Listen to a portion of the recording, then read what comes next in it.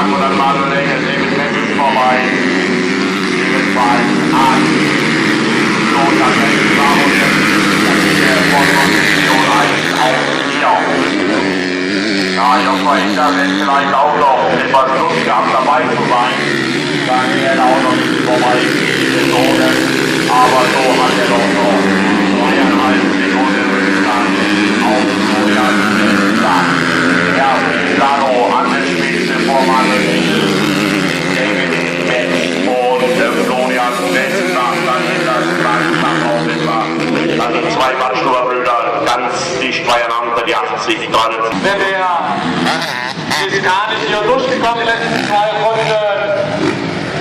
Scheint wirklich out of race zu sein.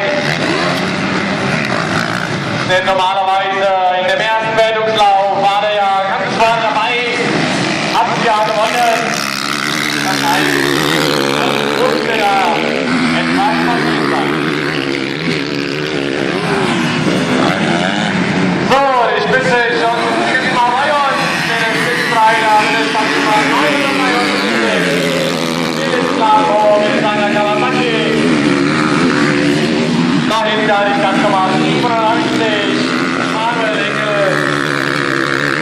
Auf Platz 3 die Stadtnummer 171, mit seiner gerade unterwegs, David Metz. Und auf Platz 4 die Stadtnummer 35.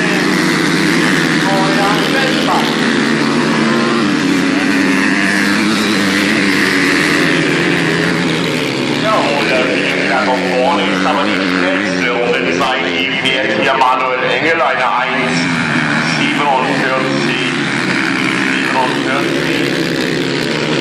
Blanco fährt eine 1,49er Zeit. Ja, Engel fährt da vorne absolut die schnellste Rundenzeit. Der zweite Runde schneller wieder 3